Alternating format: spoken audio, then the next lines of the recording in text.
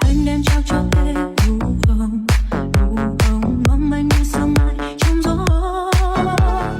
Em nâng niu đêm ta về giữ trong lòng, mong sao hoa không phải xa, mong sao hoa kia phải tàn, dừng ta với trên